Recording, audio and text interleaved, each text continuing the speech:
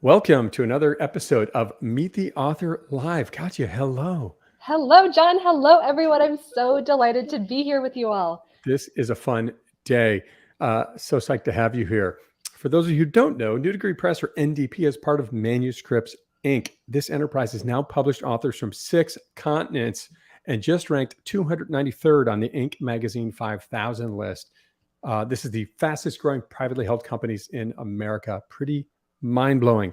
If you think you have a book in you, like Katya does, and want to accelerate your movement in the next 10 to 15 months, visit thecreator.institute and learn more about the story. It's been an incredible journey. You're going to hear Katya's firsthand story about it here in just a minute, but very exciting day here.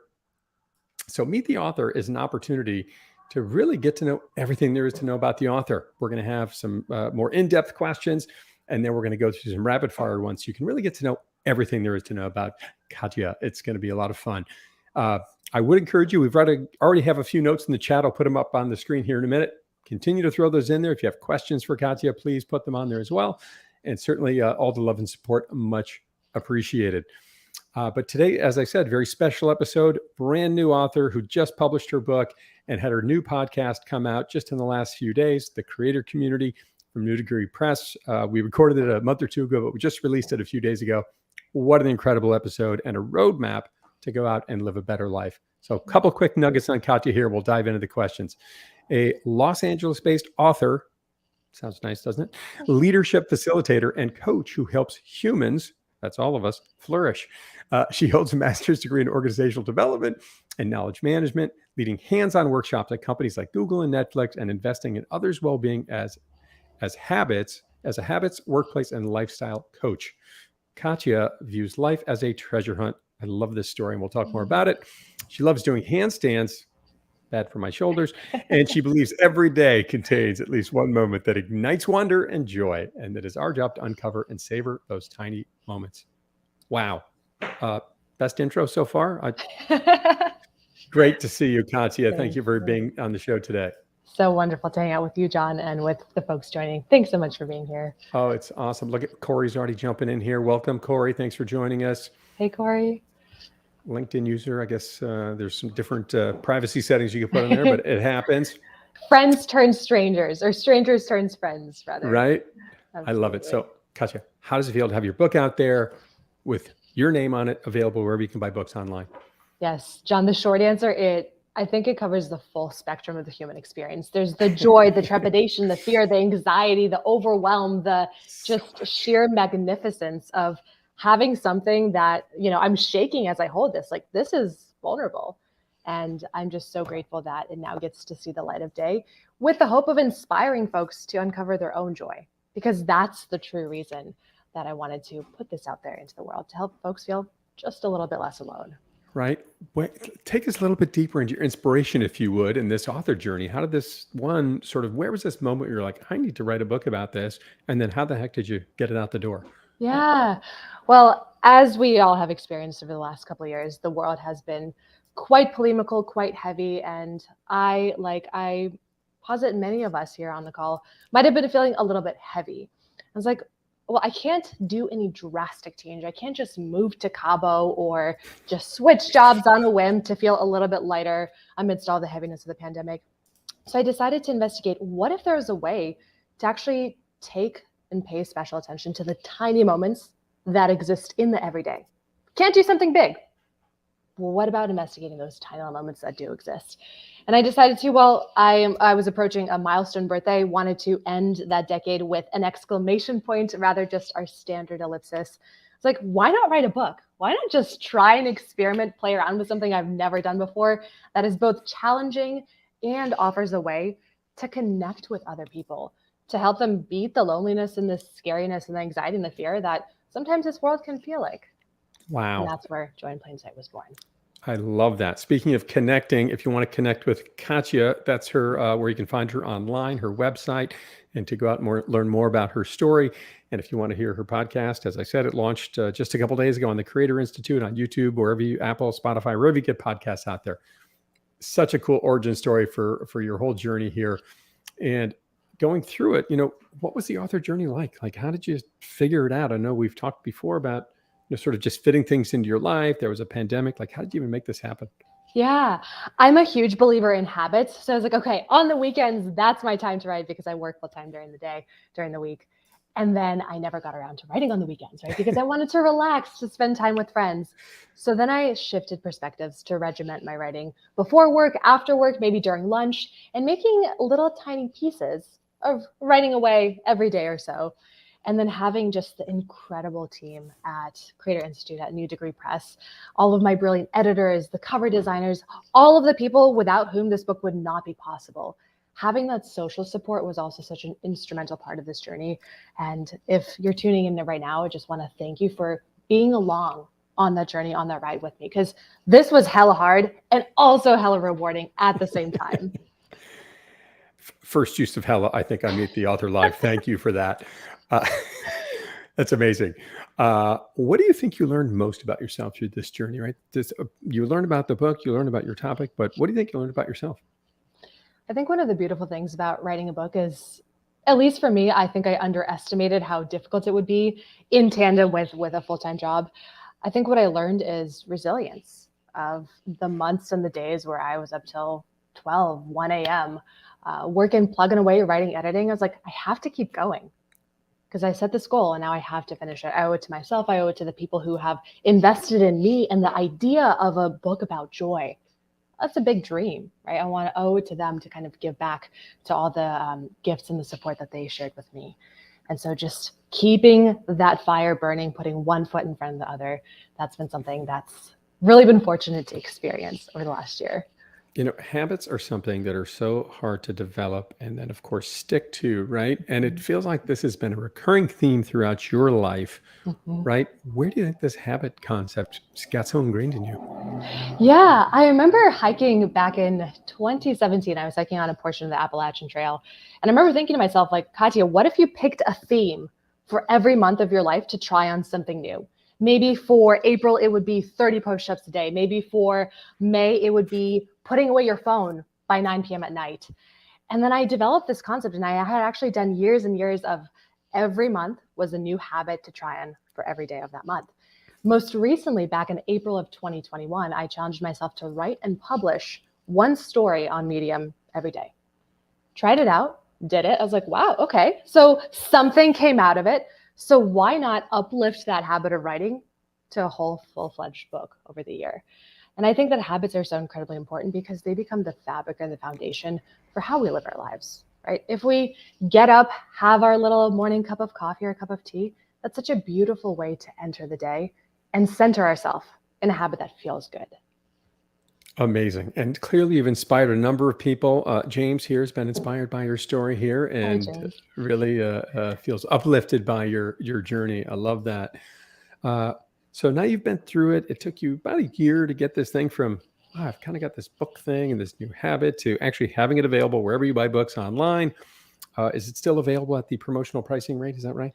Yes, we're actually catching us at a very great time because this weekend, the actual paperback goes live on Amazon, Barnes & Noble, and other places where books are sold. Yes. But for right now, for the next day or so until Saturday, the 4th, it's still going to be less than $1, which is really exciting because I can't wait to share with everyone.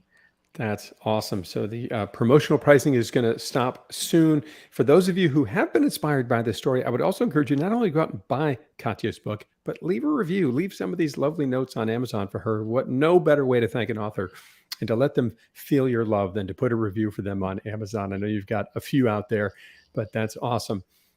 We've got another one here. Who's this? Jen jumping in. Is that Jen or John? I'm sorry. Yeah. This font is really small on my screen. Human Guinea Pig 101. Trying out new things, right? That's our life. We try new things. We see if they stick. We try again. That's a good life. I think we've got a title for your next book, maybe, right? Yes. Thanks for the inspiration. Speaking of which, Katya, having lived through this now, would you write another book? I love that question because I've got your contract right here. Yeah, right. If you were to ask me this right now and for the next year, probably not, because I do need recovery after an arduous year of really hard work. Maybe in the future, maybe 3 to 5 years down the road, I'm not going to say no, because you never know, never say never. John, you gave me a great idea to really go with this idea of the human guinea pig, or maybe writing a children's book about how to develop those joy-based habits for little kiddos. Maybe that's something on the horizon. So stay tuned over the next several years. Fascinating. And I mean, what I love about your story is, and we got into it much greater detail on the podcast. So I would encourage anyone to go out and check out the podcast on the creator community. We take all these stories and had time to stretch them out a bunch more, is this idea of, boy, the world's kind of a mess. And particularly the last couple of years, it's been particularly messy as we've all been sort of trapped and locked in our homes and all this stuff with the pandemic. And yet here you found the inspiration to go out and say, wait a minute, I need to make my days better. And maybe I can even help others around me. Like that, I just love your sort of mission and your backstory here. It really blows my mind. And I'm just going to say thank you for bringing this bright yellow book cover to the world and giving us all a simple and a number of ways, tools, roadmaps to go out and really try to make our days better. And when we make our days better, what happens, right? What has been your experience with that so far? Yeah. So first, John, I want to mention that this book is not a manual. This is not a how-to for how to find the joy, for how to live a better life, because your mileage may vary, right? And I'm not here to be didactic or to really teach, but rather to show via storytelling, because I think human beings are so incredibly driven by human stories. It's how we communicate. It's how we learn about one another, about our humanhood. And what I really appreciate is the fact that, when we're able to articulate the tiny things that do exist in the ordinary, even if we're having a bad day, even if we're having a bad year, a bad month, we're not saying completely get rid of all of those scary or anxiety provoking or fearful things. We're saying, yes, that is the lived human experience. And yet there's also the possibility for uncovering those tiny treasures. So I'd love to share the treasure hunt framework if this sounds relevant. John, what do you think? Please. And that's what I was thinking about when I was mentioning the roadmap idea, this sort of treasure hunt idea, which I think is a brilliant concept. Use the wrong word there, but I think it's a brilliant concept that we can go out and practice on every day. So yeah, let's hear it. Yeah, I love that we're on the same wavelength. So the treasure hunt posits the fact that the way that we live our lives are based on assumptions. For example, if we assume that most people in the world are good, we are more likely to encounter really good and kind people. And likewise, what if we could assume that our everyday moments, our everyday lives, contain an infinite number of tiny little treasures, those tiny moments that make us pause in wonder, in joy, in appreciation, honestly, in the whole absurdity of life. Maybe it's a particularly crunchy leaf, or the flitting of a hummingbird's wings, or you look up and you see a funny shaped cloud in the sky. All of those things, when taken together, kind of like beads on a string, really help create color in the everyday world. And moreover, these things exist. What if we assume that they were out there? Then it becomes our job as treasure hunters with a little magnifying glass to go and explore the world. If we already know those treasures are out there, why don't we find them? And that's the whole basis of living under this assumption, testing it to see if we can uncover those tiny little joys, and then taking that moment to pause and notice, because our attention is so incredibly split in too many different ways. What if we could focus it? So many distractions in our lives today. I love the one you said about practicing putting your phone down at 9:00 every night. I mean, I don't know if I've ever even considered that, but I love it. I certainly try to separate myself from time to time. What is the last thing that you found joy in plain sight? So one of the most beautiful things about where I live is that everything is blooming currently. I live in Los Angeles, and in my backyard, there is a whole, almost a tapestry of flowers. There's this giant vines that grow on the trellises and on the walls of my backyard. And I'm noticing that there's these little flowers, no idea what they're called. I should probably look them up, but they are purple in the morning and blue at night. They're literally color changing flowers, and they just give me so much joy, because I can kind of, in the course of a day, watch the entire transformation from when they open, they burst out purple radiance, to when they close, they're more indigo towards the night. And like, that's such a beautiful lifespan and the journey of a flower that I get to witness, right? I get to see this magnificence and kind of be a part of it just by those flowers existing in my backyard. And I actually see the flowers right there out of the window, almost like they're saying hi.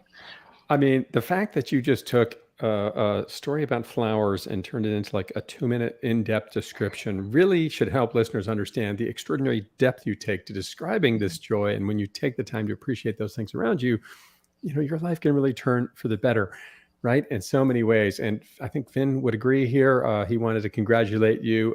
Thank you for that note, Vin. I mean, such great love and support. Well, Katya, let's jump into the rapid fire questions here so everyone can learn all there is to know about you and really, move through it here. You ready to go? Should we jump in? Let's do it. I'm ready. I always like to start with the most important question, which is your favorite sandwich. I think that's what the listeners really want to learn. Yes. Interestingly, I eat, and I'll admit this, I'll be the first to kind of say this out loud in public. I eat sandwiches open-faced, or I actually like to deconstruct the sandwiches and eat it layer by layer. My friends, my partner make fun of me, but my favorite sandwich, if I had to eat one, is the sandwich that is made by my partner, because I think the secret ingredient is his love. So it tastes extra good. Anything with mayo, with the turkey, the cheese, the standard sandwich. I think that the way he makes it is just filled with love. I'm like, oh, delicious. Wow. Well, I'm all for the open-faced, low-carb sandwich. I appreciate that. Thank you. Mystery question here. Favorite color, I'm wondering. If you had to guess.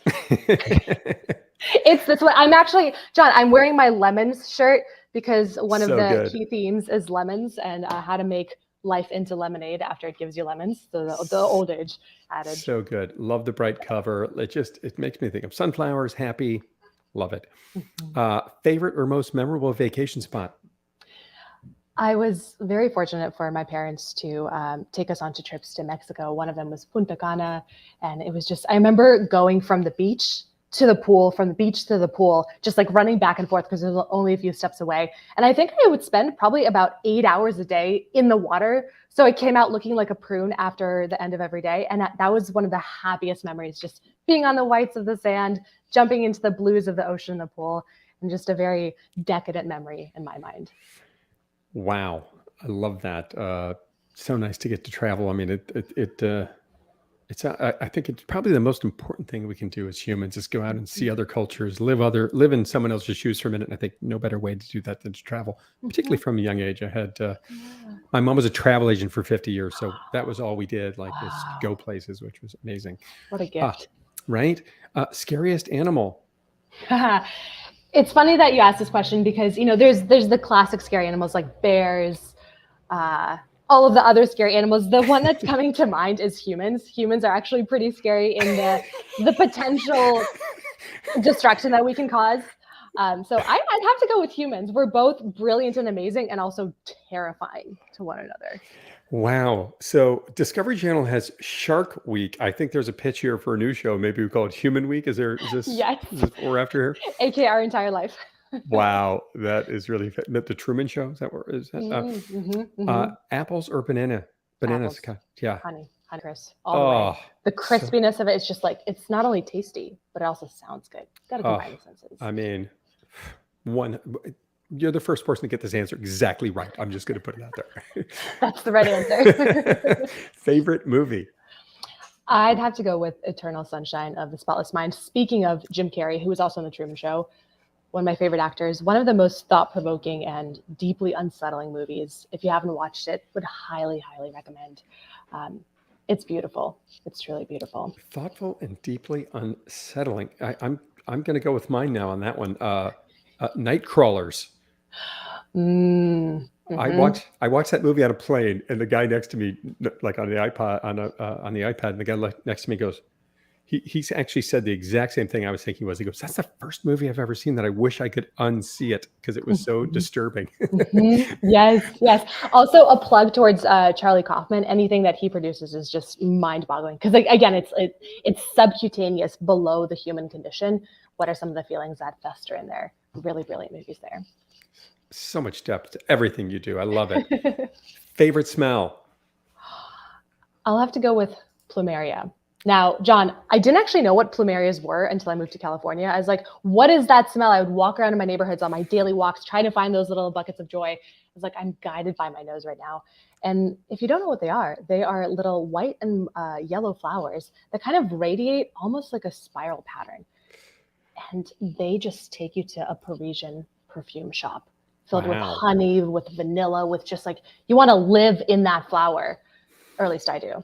So plumerias. I mean, Check it out. talk about joy in plain sight. You take it to what was the great Kean Waynes that said an HNL, whole nother level, I think is how he put Aw, it. thank you. That makes me so happy. Thank you. Last photo on your phone. So the last photo of my phone, I'm actually going to show it to folks if the camera will allow us, is actually my cat, Charlie, who is laying on a pile of my books before I sign them. So I don't know if y'all can see, but that's one of my kitties, Charlie. He's laying on the books before I sign them. He actually appears in the book as well because there's a lot of lessons and joy that we can find in our pets and the animals around us. Maybe that picture could be found on one of these things on the bottom of the screen here. Is that possible? Maybe. I wonder if there's a way to upload. I'll check it out. I'll think about it. Maybe Instagram. I don't know. One of these. Yeah. Favorite song to sing with or without an audience? Well, Hall & Oates, You Make My Dreams Come True. Because that is just such an uplifting song. It's something that always makes me so happy. That's the song that I use to pull myself out of darker moments. I'm like, if I'm in a dark place, a little bit of Hall & Oates can definitely start to help me get out of there. And it's just, it makes my dreams come true to hear that song. Little teaser for Katya's podcast again. That is a story she tells in much greater detail on the podcast episode on the creator community. So go check that out if you want to hear the rest of the story. That's a fun one. Where did we leave off here? What? Was there a Lizzo song too? Do I recall a Lizzo song in your arsenal? You're right. You're right. I'm so glad that you brought that up. I also love, just to balance the taste, Lizzo's song Good as Hell. It's about that empowerment. Like, we're feeling good as hell. We're feeling hella good. That's such a great song. It's also one of those pump up songs for a little pick me up. Love it. What is one thing, Katya, that you really need to throw out? John, I was debating sharing this answer with human beings, but I will because I read about it again in the book. I really need to throw out some older undergarments. I will admit that as a flawed human being. I can't hear you. Thank you. Exactly. Yeah, some things we keep around for a little too long, and it's a good time for a little spring cleaning. So thank you for the little nudge of inspiration there. You are welcome. Is that, did you write a story about this as well? Is that? I did. I wrote a story about old underwear, y'all. We're getting real in the book there. We're exploring the entire human condition. No stone left unturned. Yes. Most audacious goal for 2022? Something that I'm working on is to get on the TED stage, because I think it would be such an honor to be able to connect with people, to share with them the treasure hunt framework, to not only share it, but to help them to think about how they can find the joy in their lives. So being able to speak in front of a large audience, and I'm a public speaker, I love doing it, if you couldn't tell, to be able to kind of revel in the gift of the human experience of reveling in joy is something that I'm hopefully going to go towards, and I'm currently working on. Have you heard that? Awesome goal. I love that. Have you heard of the author from this program, Erica Berry? Ooh, that sounds vaguely familiar. Tell me more. Sounds almost like an ice cream or sorbet or something. It does. She published here a couple cohorts ago. It was on the podcast, like yourself, season 2, I think it was. Your season 4. She is LA based, and just her first TED Talk, I think it just released in the last week or 2. Oh my gosh. Congratulations, Erica. That's amazing. I'm going to look you up and see if I can learn from your experience. I would highly recommend sending her a little note. So you got to sign all these books from the pre-sale, right? And how did your pre-sale go? Was that a success? It was amazing. I just was so beautifully overwhelmed by all the support from friends, from colleagues, from strangers, from folks who just resonated with the idea of creating this more joyful world. I've got about 140 books that I'm currently in the process of signing and sending out to my beautiful folks who pre-ordered. So that's all coming in the next several weeks. Be sure to hydrate while you do that. My second most viewed thing ever on social media was me signing my books in time lapse. Oh, amazing. I might actually put my phone and record it too. I did them all at once. It was not sort of the deeper notes, but just signed my name, and all of them went from 0 to the end of the pile all at once in time lapse. It was actually it was fun. That's amazing. Since you are doing all the signing now, have you ever asked anyone for their autograph? I came really close. So Q 2011, I think I was still rounding out my high school years. And I convinced my parents to take me to a show on Broadway. It was called American Idiot, the musical on Broadway in New York City. It was just a dream come true for, younger Katya. And Billy Joe was playing one of the roles, and Billy Joe is the frontman of the band Green Day. And I was obsessed with Green Day. I'll admit it, y'all. It's one of those things when you're a teenager, you're just like, I want to find my band, my people. John, I was 3 feet away from Billy Joe. And I was like, and I was frozen in just admiration and love for this human. And I didn't want to ask him for an autograph because everybody else was. I was like, I want to give him his space to just breathe because he just performed a show. So I'll just watch from afar and grab some blurry pictures of this beautiful man. So Wow. That was the closest I'd come. That's amazing. Next time. Exactly. Next time. For their next show.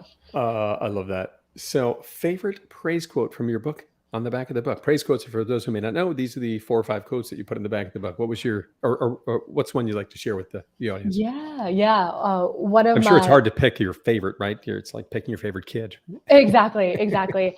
This quote is from Zach, and he said, with colorful vocabulary and poetic punctuation, a fact quotidian or mirthful musing. Like, isn't that already a poem in itself? This collection of delectable stories humbly practices what it preaches, slowing down to smell the roses. Highly recommend adding this smile to your bookshelf. And those words altogether were a gift. Like, I truly feel like I was given a gift in the form of a few words and phrases of just resonance with the stories. So thank you to Zach for submitting that. That really warmed my heart, made it smile, also made me smile. I appreciate it. So cool. And that will forever be burnished on the back of your book. I love it. Yes. Another lovely note here from Param, I think it is. Param, congrats. So excited. Thank you, Param, for joining us. Putting all more love and support in the chat. So fun to see.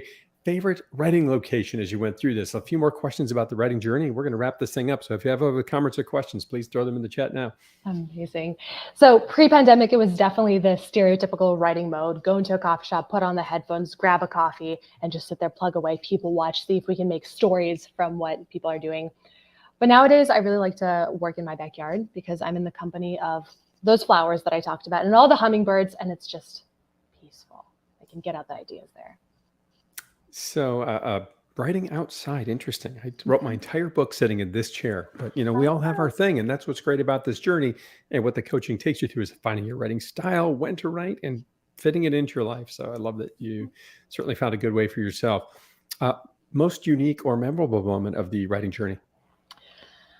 I would say about 11 months in, I was very close to finishing the editing process. I was going through copy editing, through proofreading. And John, I was just burnt out. I will be the first person to admit it, that this was a hard journey. I got really burnt out because balancing, again, a full-time workload and writing is difficult. And I remember talking to someone and I was like, man, I don't know if I can continue doing this. And she asked me, well, why are you doing this? Why are you doing this book in the first place? And that really forced me to reach inside and to say, I really want to help folks connect with their own stories, with their own joy journeys, and ultimately help them feel less alone in their experience. And helping to clarify the why was something that kept me going. So I think that was a really unique turning point where I was so close to the end, but it was so difficult. And then connecting with the purpose behind the journey in the first place was the thing that pushed me over. So cool. And what a powerful thought. And sorry for disappearing there for a moment. I had a little Wi-Fi hiccup there and I just disappeared, but I'm back. So good to see you. I heard a really interesting talk from Dan Pink, of course, the multi-New York Times best-selling author, a couple of months ago when he launched his last book. And he said he actually had a massive writer's block as well. Mm-hmm. And unlike this process where the community and the team is what is there to support you, and he actually took a page out of your book, which was he went and found a coach. He searched the world over to find an author coach. And that person had him write down, what is your why? What is your mission behind this book? And certainly sounds like a similar part to your journey. I tried to quit my book super hard twice, and it was my editing team and the coaches and really the community that talked me back off the ledge, which was awesome. Yeah. Best part about being an author for you? I think it's the feeling of people messaging me, connecting with me, saying like, hey, what you wrote here, this hits really hard, or this really resonates, or Katya, you're putting into words something that I've been feeling for a lifetime. And that is so incredibly special. The first time I read that, I sent shivers down my spine to know that just by putting together words and sentences, right? It could help articulate a feeling and experience for somebody else. And I think that is such a special gift to be able to leave a mark on someone's day-to-day existence and have it leave a mark on mine. So grateful for those comments. Maybe the greatest reward, right? For all the hours and time and thought and strategy you put into your book to get that kind of feedback. How powerful. Thank you for sharing that. Yeah. What would you say to those considering writing a book, Katya? I would say just do it. I pulled a Nike on myself when I was I didn't even get to the point of waffling. Should I write a book? Should I not? I was like, screw it. We're just going to try it out because this is something that's new. It's really hard. And we're just going to play around with it. So to experiment. I would also say be prepared to experience one of the hardest things that you might do in your life. Like be realistic about it because this is difficult. And it is also so worth it. So while it's hard, it's also gratifying as heck. So just do it. You make me think of one of the favorite quotes from my book from Teddy Roosevelt, and I'll paraphrase here, but right, anything worth it is difficult. Mm-hmm. He says it much more elegantly than that, but that's really what he's saying, right? If it were easy, everybody would do it, right? Mm-hmm. But you're not going to have the change in your life, find that inflection point, these amazing new people in your life, this incredible journey of creation, if you sort of just dance around it once in a while or never even attempt to do it. Mm-hmm. And it is a intimidating and vulnerable journey, but boy, going through, having the support all the way through is so powerful. I mean, what is vulnerable? Does that word resonate with you about this journey? Yes. So vulnerable because again, I'm not trying to say that this is on all stars and rainbows experience. No, it's hard. But the beauty of it is that it forces us to become hopefully better versions of ourselves or newer versions of ourselves where we get to learn, uncover, discover how to show up throughout this whole process. So cool. What would you say was the, when you think about this, what would you say how would you describe this journey in 5 words for yourself? Not necessarily in a sentence, but 5 words that resonate with you about this journey you went on. Yes. So I love that this is the ending question because it loops back to the beginning question of like how, describe the experience. I would say the 5 words are sinuous because it really does feel a little bit like a roller coaster. It's expansive because it really forced me to think in different ways and to do things I'd never done before. It's also exhausting because 15-hour days of working and writing is hard. Word number 4 is full of learning and newness. Now I know that's not a word, but I'm hyphenate that. So full of learning and newness. I think you cheated there just a little, but go ahead. And then the last word I think would be gratifying, as we've come to kind of talk about. It's full of gratitude. It's full of gracefulness. It's full of just all of these ways to connect with somebody else, with someone else's stories, and get to make an impact. So that feels very, very gratifying in the end.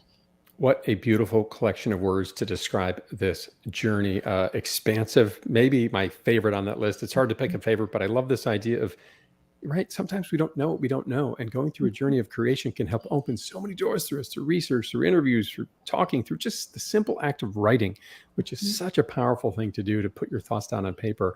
And boy, if a book isn't just an extraordinary example of that. For those of you who haven't done it yet, I'm going to encourage you all to go out and get Katya's book today for another 24-ish hours. It's going to be available for 99 cents. And I would ask you this, go out and get 5 copies and send it to somebody you know in your life that needs to find more joy today, because it's all around us. And Katya has certainly proven that again and again and again, and is so passionate about it that she wrote a book about it. I mean, unbelievable. If you want to connect with Katya, KatyaDavydova.com, and her Joy in Plain Sight is her handle. You can find her on just about any social media platform. Instagram, the favorite, is that? Instagram, LinkedIn, feel free to send me an email. All of those are all good. I'd love genuinely and sincerely to hear from you all. So cool. And go check out Katya's latest podcast episode on the creator community, wherever you consume podcasts. It's on video, on YouTube, and Apple, Spotify, wherever you find your podcasts out there. Any last thoughts for the listeners here today, Katya, before we wrap it up? I'm just filled with immense gratitude, John, for you, for the folks who are tuning in, for the folks who are watching this afterwards. Thank you, genuinely from the bottom of my heart, for allowing me to pursue this dream and to connect and share this with you all. I'm so grateful. You are just an infinite supply of lovely and joyful thoughts. Thank you. Thank you for everyone tuning in today.